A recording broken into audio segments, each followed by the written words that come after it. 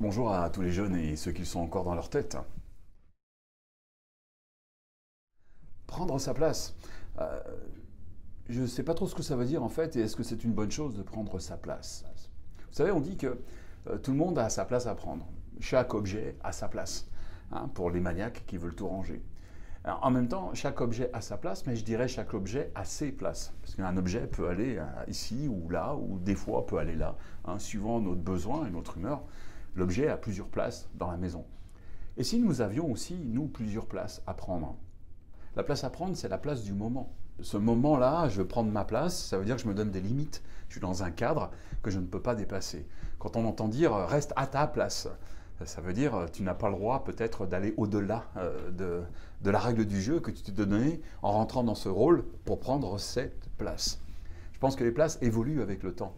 Les places, c'est un moment. La place est une expérience qu'il faut faire pour pouvoir prendre la place suivante. Lorsque j'avais 26 ans et que j'ai eu mon premier restaurant, un chef étoilé m'avait dit « Oublie jamais Emmanuel, il arrivera un moment dans la vie où il faudra que tu laisses ta place. » J'avais 26 ans. Lui allait laisser la place à son fils, la tête du restaurant à son fils, mais moi j'avais 26 ans, j'ouvre ma première affaire et on me dit « Il va falloir que tu apprennes à laisser ta place. » C'est en vieillissant que j'ai compris qu'en fait, on ne laisse pas sa place, on prend une autre place. Trouver sa place, c'est la place de l'instant. Certains diront que la place, c'est l'être sédentaire, hein, construire son environnement, construire son foyer, sa famille, construire sa petite maison, son petit chalet, son petit labrador, son petit chien, puis avoir une vie commune, travailler 5 jours par semaine, 2 jours de congé le week-end.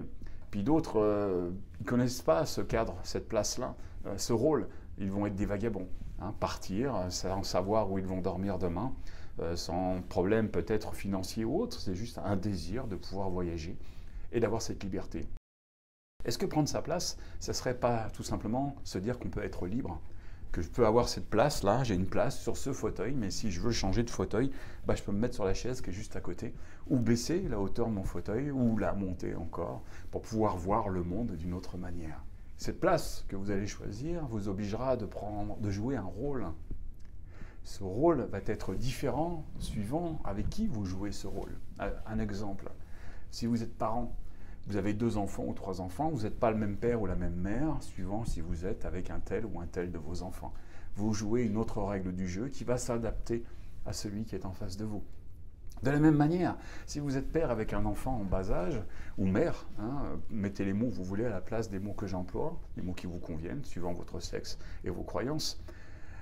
Vous avez un enfant en bas âge, donc vous êtes un des parents, vous agissez dans une règle du jeu, peut-être un enfant, de lui apporter l'éducation, de la cordialité, des croyances sur la société, l'éducation tout simplement. Et puis quand vous allez vieillir, ces barrières, ce rôle que vous êtes donné, il va falloir qu'il évolue.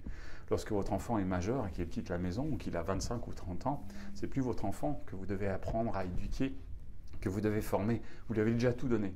Il est parti, il s'est confronté à la vie, il va prendre ce que vous lui avez apporté qui lui correspond, ou qui lui va bien, ou qu'il a compris dans l'instant.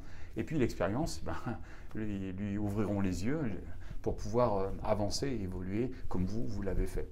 Mais vous avez beau être le parent, le même, mais vous n'avez plus le même rôle. Vous n'avez plus le rôle de l'éducation. Vous avez le rôle de l'observation et puis de réagir, si vous voulez, pour pouvoir le garder en sécurité, mais d'une manière différente. Lorsque vous êtes avec cette personne, avec cet enfant qui est un adulte, lorsque vous traversez la rue avec lui, vous ne lui tenez plus la main comme vous faisiez avant. Vous lui laissez cette autonomie. Donc à vous aussi de reprendre la place de parent, mais d'un autre parent. Donc dans chaque rôle, il y a différents rôles, différentes cartes et règles du jeu à mettre en place pour pouvoir vous épanouir. Lorsque vous devenez parent d'un grand enfant qui est adulte, à partir de là, vous reprenez le rôle de la femme ou de l'homme que vous êtes, avec peut-être ce besoin ou ce plaisir de pouvoir séduire, d'exister à nouveau, de recréer un couple, de laisser revivre son couple. Et là, à partir de là, vous allez reprendre votre place. Pensez-y, est-ce qu'il est bon en fait d'avoir une place? Est-ce qu'il est possible de ne pas avoir de place, tout simplement, car cette place protège les places des autres? Ou désirez-vous simplement être un vagabond et puis au fil du temps, au fil des journées, au fil des heures, changer de place tout simplement pour aller retrouver cette liberté tant recherchée? Faites confiance à cette partie qui sait.